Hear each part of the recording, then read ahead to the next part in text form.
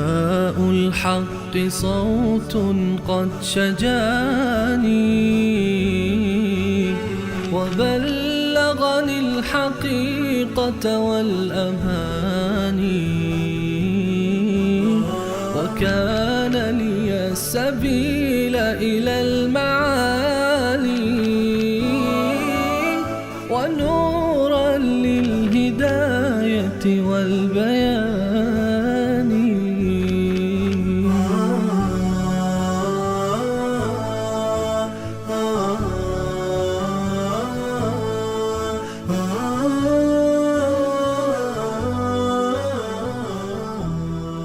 بسم الله الرحمن الرحیم. اللهم صل علی محمد و علی آل محمد كما صليت على ابراهیم و علی آل ابراهیم انك حمید مجید و بارک علی محمد و علی آل محمد كما بارکت علی ابراهیم و علی آل ابراهیم انك حمید مجید. عرض سلام دارم با ادب و احترام خدمت همه شما خوبان و سروران.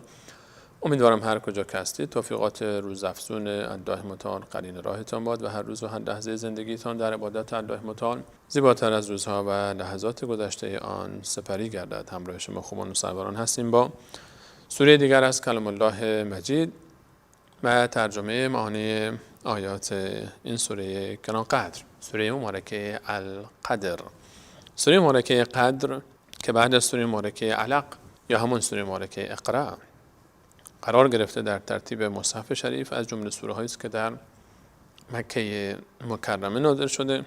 قرار گرفتن این سوره بعد از سوره مبارکه اقرا یا علق که اولین سوره است که نازل شده از کلام الله مجید اشاره لطیفی است به اینکه اولین آیات کلام الله مجید در شب قدر نازل شده، چون آیاتی که نازل شد در ابتدا 5 آیه اول سوره مبارکه علق بود و در رمضان 40مین سال عمر مبارک رسول الله علیه السلام نازل شده است و بعد از این سوره یعنی علق که اولین سوره است که آیاتمون نازل شده است، الله متعال سوره مبارکه قدر رو بیان فرمود که این سوره اشاره داره به شبی که قرآن کریم در آن آغاز نزول قرآن کریم بوده است و قرآن کریم در آن نازل شده است، شب قدر که صاحب قدر است. الله متعال در این سوره مبارکه می‌فرماید اعوذ بالله من الشیطان الرجیم بسم الله الرحمن الرحیم انا انزلناه فی لیلة القدر. من الله با عظمت نازل کردم قرآن کریم رو در شب قدر. نام قرآن ذکر نشد، انزلناه، نازل کردم او را تا اشاره به عظمت داشته باشه.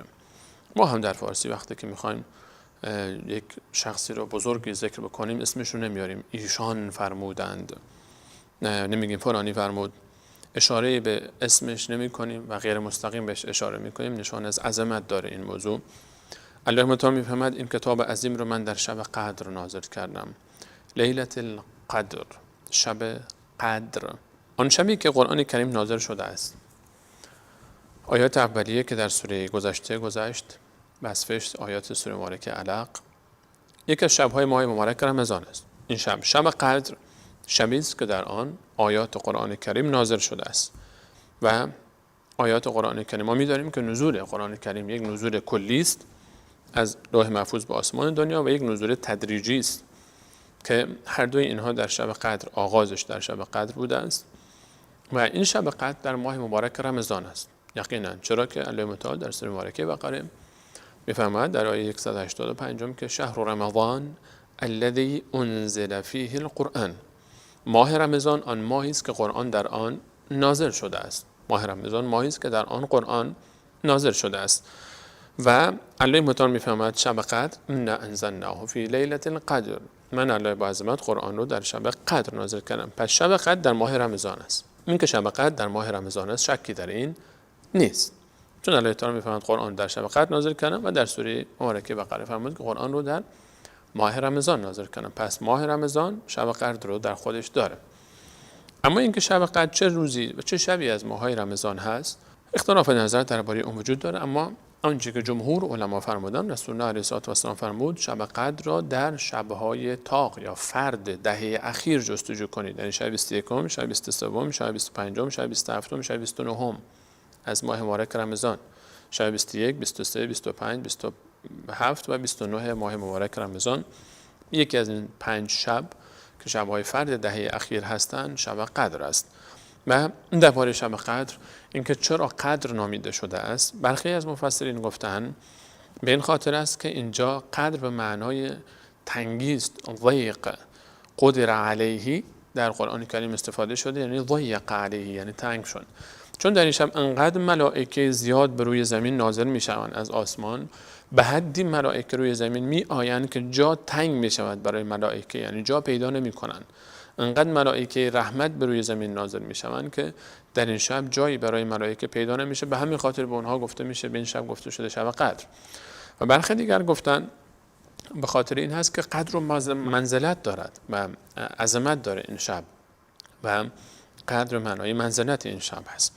این هم معنای درستی است، هر دو تعبیر. و سوم این است که در این شب الله متعال تقدیر یک ساله امسال تا سال بعد رو، یعنی از این شب تا شب قدر بعدی رو، که اتفاقاتی رو که قراره برای انسان‌ها روی زمین اتفاق بیفته، ملائکه‌ای که مسئول انجام دستورات الهی هستند به اونها محول می شود دستورات یک ساله و تقدیر یک ساله انسان‌ها گفته میشه به اون. و این هم تعبیری است که استفاده شده و هر سه تعبیر صحیح هست، هر سه معنا برای این شب استفاده میشه. الله متعال میفرماید ان انزلناه فی لیلة قدر، من الله با عظمت این آیات رو نازل کردم در شب قدر. و ما ادراک ما لیلة القدر، و تو چه میدانی که شب قدر چه شب بزرگی است؟ این نشان از عظمت این شب داره. یک شب از غروب تا طلوع آفتاب یک شب است و تو چه میدانی که این چه شبی است؟ این شب منزلت پیدا کرده. چرا؟ چون در اون قرآن نازل شده است. قرآن کریم کتابی است که هر کسی با این کتاب ارتباط پیدا کرد و هر چیزی که با اون ارتباط پیدا کرد منزلت پیدا میکنه و عظمت پیدا میکنه. در بین ملائکه الله متعال جبرائیل امین علیه السلام از بقیه بالاتر است، چون قرآن کریم را بر رسول الله علیه السلام نازل فرموده است. ملائکه دیگری که مسئول لوح محفوظ هستند و لوح محفوظ رو مراقبت میکنن، الله متعال میفرماید فی صحف مکرمه مرفوعه مطهره بایدی سفره کرام برره. اونها کرام برره گفته شده، ملائکه‌ای که مکرم، نیکوکار و گرامی هستند. و همچنین ماهی که در اون قرآن نازل شده، ماه رمضان، بر بقیه ماها برتری یافته. همچنین پیامبری که قرآن بر آن نازل شده، رسول الله صلی الله علیه و سلم، محمد مصطفی علیه السلام، بر همه انبیا برتری یافته است. همچنین شبی که در آن قرآن کریم نازل شد بر همه شبها برتری یافته است. امتی که بر آن قرآن کریم نازل شد، کنتم خیر امت اخرجت للناس، و بهترین امتی هستید که برای انسانیت و بشریت خارج شدید، بر بقیه امتها برتری یافته است. و همچنین قرآن کریم هر کاغذی که روی او آیات و کلام الله مجید نوشته بشه، مصحف شریف از یک قداست خاصی برخوردار میشه و برتری پیدا میکنه. اون شخصی که قرآن رو حفظ میکنه و حافظ قرآن میشه، بر دیگران برتری پیدا میکنه و میتونه اگر عامل به قرآن باشه روز قیامت برای بسیاری از خانواده خودش شفاعت بکنه. و اون شهری که قرآن کریم بر اون نازل میشه، مکه مکرمه، در آغاز برتری پیدا میکنه و مدینه منوره که بعدها امتداد نزول قرآن در آن است برتری پیدا میکنه. اینها به خاطر این هست. شب قدر الله متعال میفرماید تو چه میدانی که شب قدر چه شبی است؟ لیلة القدر خیر من 1000 شهر، یک شب بهتر است از 1000 ماه. 1000 شهر یعنی 1000 ماه، 83 سال و چند ماه. 83 سال و چند ماه. عبادت یک شب قدر، عبادت یک شب قدر برابر است با عبادت 83 سال و چندی، بهتر از 83 سال، بیشتر، خیرون، بهتر از 1000 ماه هست. یعنی اگر کسی بیش از 80 سال از عمرش رو شبها تا صبح عبادت بکنه، روزها تا شب رو روزه باشه، 80 و چند سال، این یک شب قدر از 80 و چند سال بهتر است. یک شب قدر از 80 و چند ماه، 80 و چند سال، از 1000 ماه بهتر است، از 80 و چند سال. و چه عبادت بزرگ است، چه خسارتمند است اون کسی که حتی در شب قدر هم دست بر نمی داره از گناهانش. این انسان که میخواد دست برداره. چقدر بدبخت است انسانی که حتی شب قدر هم راضی نیست که از این فرصت عظیم بهره مند بشه. آیا چند ساعت، نهایتش از ابتدا تا انتهای شب چند ساعت میخواد بشه؟ 12 ساعت. 12 ساعت رو بشینه و عبادت بکنه و گناه نکنه و در مقابل ثواب 80 و چند سال عبادت رو به دست بیاره، آیا این خیلی کار سختی است؟ چقدر بدبخت است اون کسی که ادعای اسلام داره و شب قدر رو هم حتی استفاده نمیکنه. این تجارت عظیم، از این فرصت دیگه انسان استفاده نکنه کی میخواد استفاده بکنه؟ چند ساعت است مگر؟ آیا میارزه انسان لذت چند ساعت رو داشته باشه در مقابل عبادت 80 چند سال رو از دست بده؟ چند تا از اینها در زندگی گیر انسان میاد، چند تا فرصت مثل این. و چه نعمت عظیمی است اگر انسان هر سال ثواب شب قدر رو پیدا بکنه. هر سال ثواب شب قدر رو پیدا بکنه چند تا میشه؟ هر سال 80 سال حساب بکنید، 10 تا رو بتونه پیدا بکنه 800 سال عبادت. و این نعمتی است که الله تعالی به این امت داده است و این یک حقیقت است. و شب قدر عظمت داره. لیلة القدر خیر من 1000 شهر. اون شب از 1000 ماه بهتر است عبادتش. تنزل الملائکه والروح فیها. ملائکه نازل میشوند در این شب به وفور و کثرت. والروح و جبرائیل امین علیه السلام، اون سردار ملائکه سیدنا جبرائیل علیه السلام نازل می شود در این شب به اذن ربهم، به دستور الله متعال و به اجازه الله متعال، من کل امر، و هر امر و دستوری رو که از طرف الله متعال قرار باشه در اون سال اتفاق بیفته روی زمین به ملائکه مربوطه سپرده می شود و دستورات الله متعال اجرا می کنن. اینها میان به روی زمین، ملائکه میان به روی زمین، جبرائیل امین علیه السلام و ملائکه او در این شب قدر باید گفت خوش آمدید سیدنا جبرائیل علیه السلام. ای ملائکه الله متعال، خوش آمدید به آسمان دنیای ما، منور ساختید زمین ما رو. یا جبرائیل، منور ساختی زمین ما رو با حضورت. و جبرائیل امین علیه السلام در شب قدر هر سال برای ما یادآوری میکنه، دوباره زنده میکنه خاطرات رسول الله علیه السلام رو.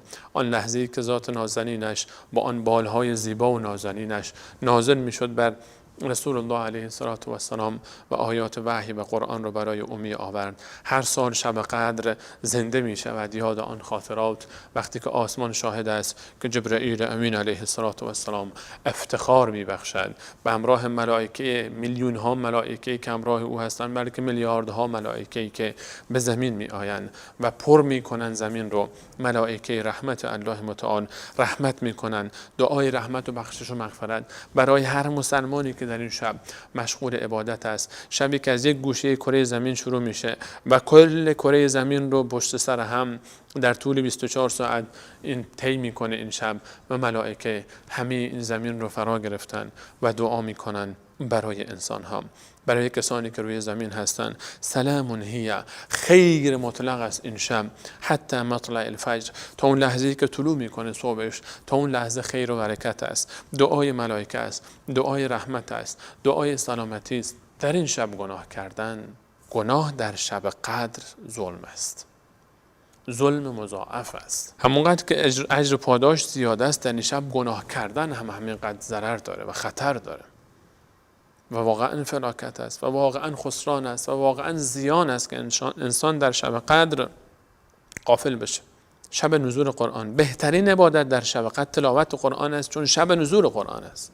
بهترین تلاوت در شب قدر شب نزول قرآن، تلاوت قرآن است، چون شب قدر است.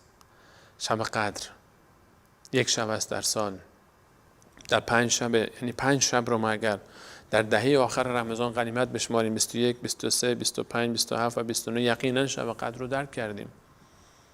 شب قدر عبادت حداقل اینه که در این شب گناه نکنیم، معصیت نکنیم، عبادت بکنیم، عبادت‌های مختلف انجام بدیم. یعنی کسی در این شب اگر صدقه‌ای بده انگار که 84 سال صدقه داده هر شب. در این شب اگر کسی صله رحم بکنه انگار که 80 چند سال صله رحم انجام داده. 2 رکعت نماز بخونه انگار 80 چند سال نماز خونده. هر عبادت اینجا انجام بشه همینقدر مضاعف میشه و چقدر این اجر و پاداش داره. صدقه دادن در این شب، عبادت کردن در این شب، استغفار در این شب، توبه در این شب، صله رحم در این شب، قرآن خواندن در این شب، تمام عبادتایی که انسان میتونه انجام بده، روزش هم که روزه است چون رمضانه، نماز خواندن در این شب. این شب شب بزرگی است. معذرت خواهی از دیگران، حلالیت طلبیدن در این شب، دعا کردن برای امت اسلامی، برای مسلمین، برای مردگان ما قبل از ما، برای آنانی که آینده میآیند، برای آنهایی که الان هستند، تمام امت اسلامی دعا بکنیم بار الهی همه ما را بخش، خواهران و برادران و مسلمان ما، خوب بعدشون، گذشته و آیندهشون، هر کسی که بوده و رفته، هر کسی که در قبرستان هاست، هر کسی که آینده خواهد آمد. اون شب قدر است. این نعمت الهی است. شب قدر انا انزلناه فی لیلة القدر و ما ادراک ما لیلة القدر لیلة القدر خیر من 1000 شهر. از 1000 ماه بهتر است. یک چند ساعت رو انسان عبادت بکنه، ثواب چند هزار ماه بهتر از 1000 ماه است. وقتی الله تعالی میفرماید بهتر است، یعنی خیلی بهتر است. این شب دعاست. شب قدر شب دعاست، شب ذکر است، شب زنده‌داری است، شب عبادت است، شب برکت است، شبی است که ملائکه و انسان‌ها و جن‌ها دست به دست هم میدن و الله متعال رو ذکر میکنن و یک تحولی در آسمان اتفاق میفته، یک غوغایی برپاست در آسمان‌ها و زمین در شب قدر. قدر را قدر بدانیم، قدر شب قدر را بدانیم و استفاده کنیم از این شب تا لحظه طلوع آفتاب، تا لحظه طلوع آفتاب، از غروبش تا طلوع آفتاب شب قدر است. در ادامه الله متعال سوره مبارکه بینه رو برای ما ذکر می‌فرماید، سوره که در مدینه منوره نازل شده است و درباره برخورد کافران است. مسلمانان قرآن رو که در سوره مبارکه علق آیات اولش نازل شده بود، اولین آیاتش بود، قدر می‌دانند و شب قدر رو هم قدر می‌دانند چون محل نزول قرآن است. اما اون کسانی که ادعا می‌کنند وقتی قرآن می‌خواهد بیاید، وقتی قرآنی خواهد آمد، کتابی خواهد آمد، پیامبری خواهد آمد و ما به اون ایمان خواهیم آورد و بر علیه دشمنان بلند خواهیم شد، قدر این کتاب را ندانستند و نمی‌دانند. آنها چه کسانی بودند؟ مشرکین اهل کتاب از یهود که منتظر نزول پیامبر خاتم بودند در مدینه منوره، در خیبر و جاهای دیگر.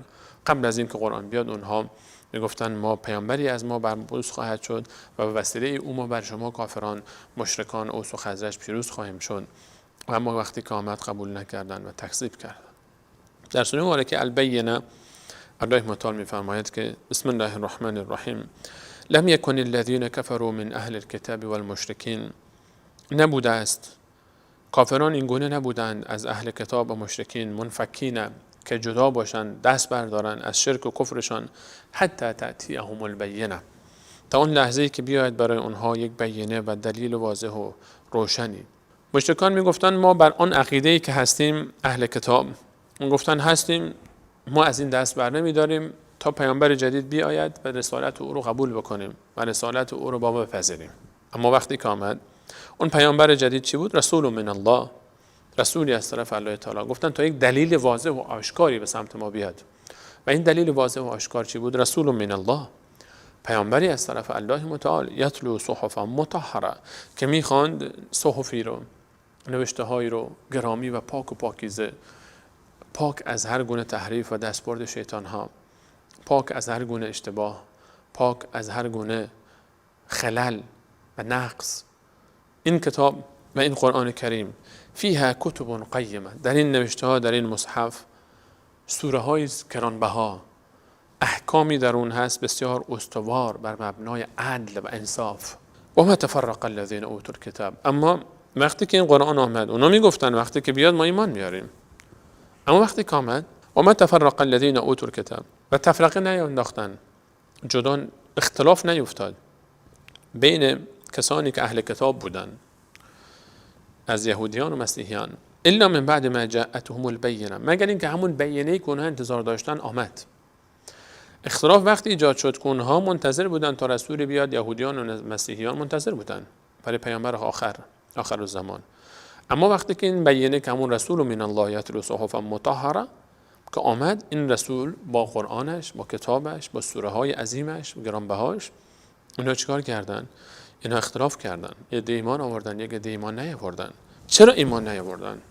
مگر این کتاب چی گفته بود؟ مگر این کتاب چی از اونها میخواست؟ مگر غیر از اون چیزی بود که در کتاب‌های اونها در تورات انجیل آمده بود؟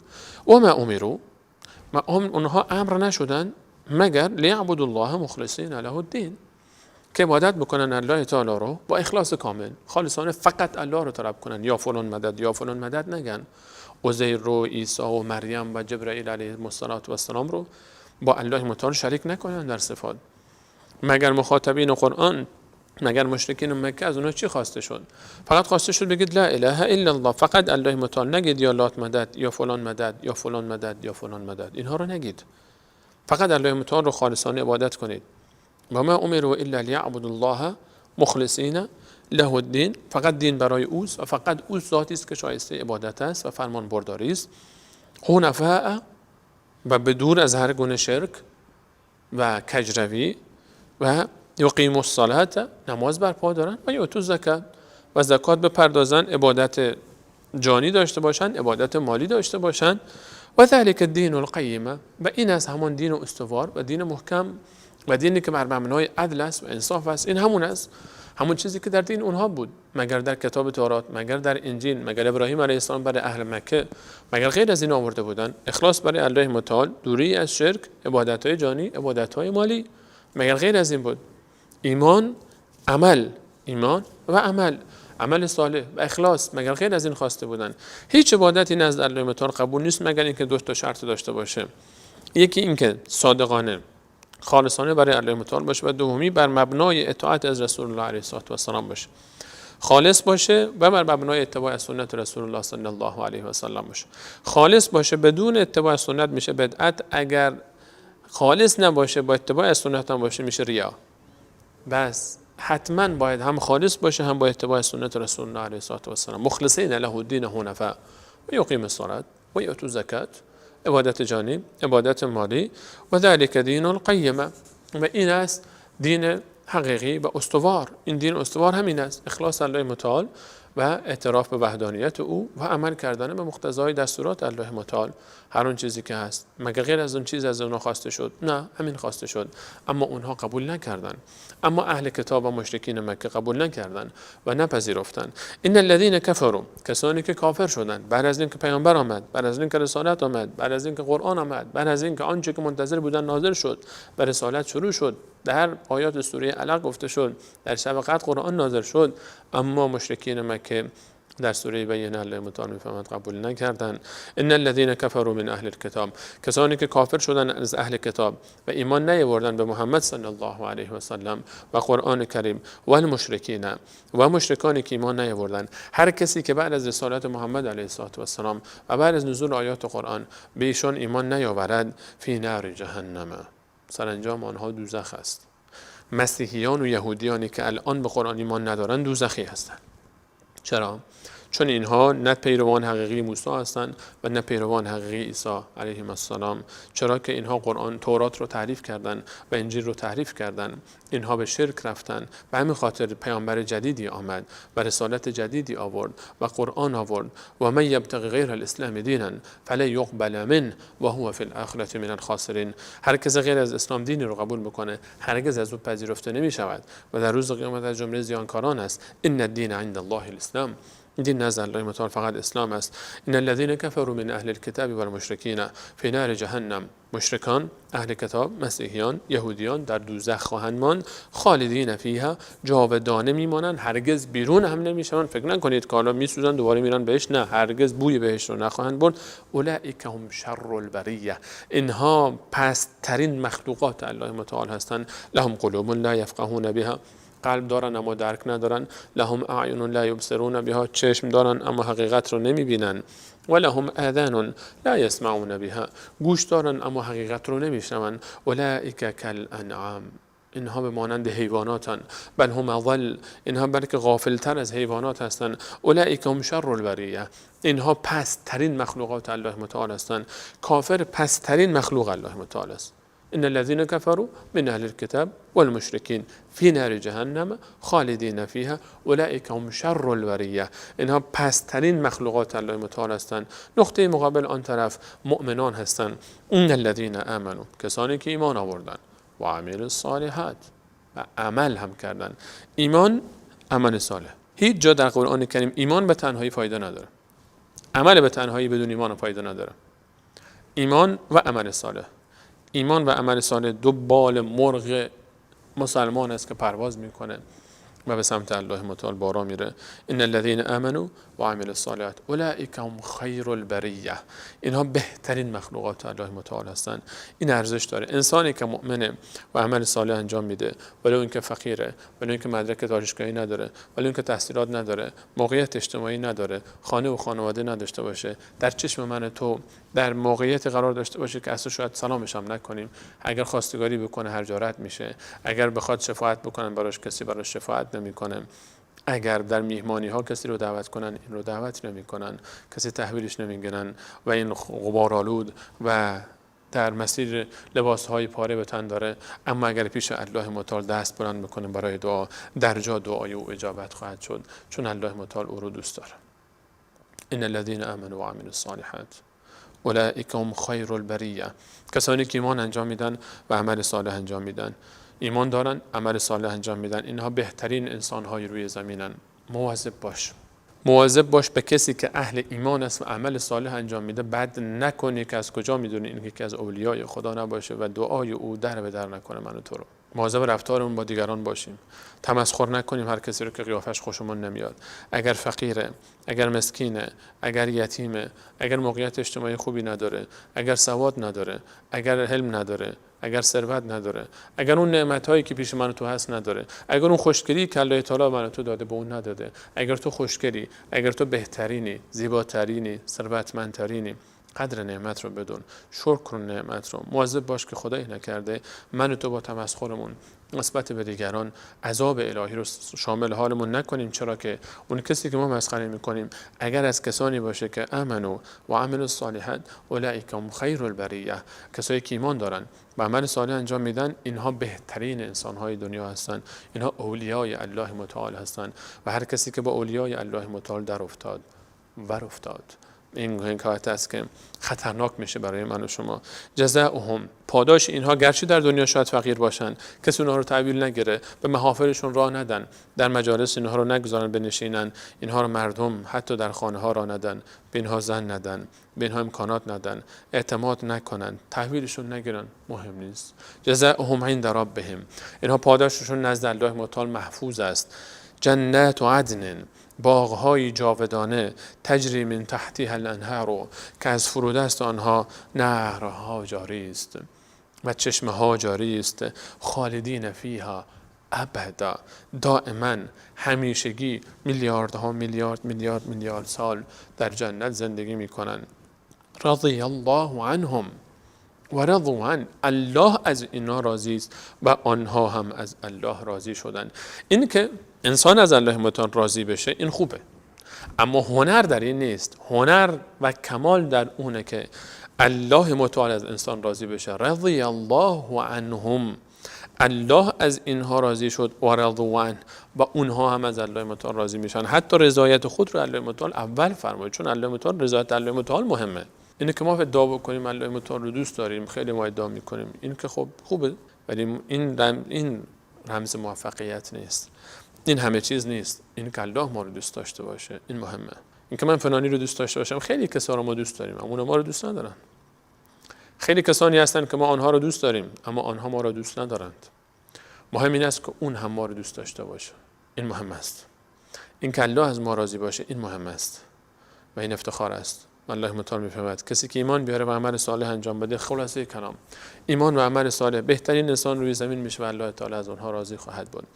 ان الذين آمنوا وعملوا الصالحات اولئک هم خیر البریه جزاؤهم عند ربهم، نزد پروردگارشان. چقدر اینها رو الله متعال ناز میده. جزاؤهم عند ربهم، اینها نزد پروردگارشون هستن. الله اینا رو میبره پیش خودش، بهترین پاداش رو به اینها خواهد داد. در اون باغ‌هایی که از فرودست آنها نهرها جاری است، جاودانه میمانند. قشنگی جنت در این، لذت جنت در اینه که پایان پذیر نیست. نعمت‌های جنت پایان نمیپذیرن، تمام نمیشن، همیشگی هستن. و مهمتر از این، و رضوان من الله اکبر، رضایت الله متعال از انسان عظیمتر است. در جنت نعمتی است که عظیمتر از خود جنت است و اون رضایت الله متعال است. و اون که الله تعالی فرمود رضی الله عنهم و رضوا عنه، الله متعال از آنها راضی شد و اونها از الله متعال راضی میشوند و الله متعال چهره ذات مبارک خود رو به آنها نشان میده.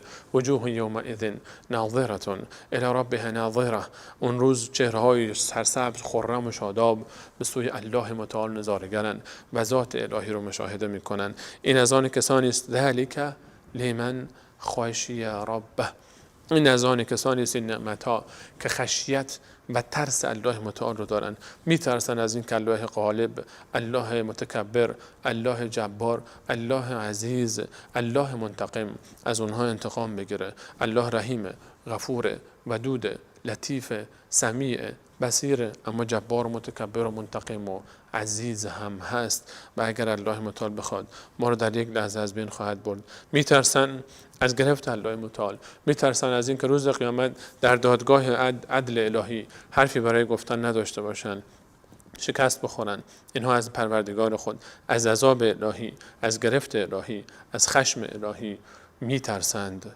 این است که انسان باید با کمال ترس نسبت به الله متعال امیدوار باشه به رحمت الله متعال. ایمان جمع بین ترس و امید است. ترس و امید. انسان هم باید بترسه از گناهان خودش و هم امید داشته باشه به رحمت الله تعالی و فضل الله متعال که الله متعال بسیار بخشنده و مهربان است. الله متعال همین ما شما را از جمله این افراد بگرداند که با قدر دانستن فرصت‌های زندگی از جمله کسانی باشیم که ایمان آوردن و عمل صالح انجام دادن که آنها بهترین انسان‌های این دنیا و مخلوقات الله متعال هستند. تا برنامه بعد شما عزیزان رو به الله متعال میسپارم. الله یار و نگهدارتون. السلام علیکم و رحمت الله و برکاته.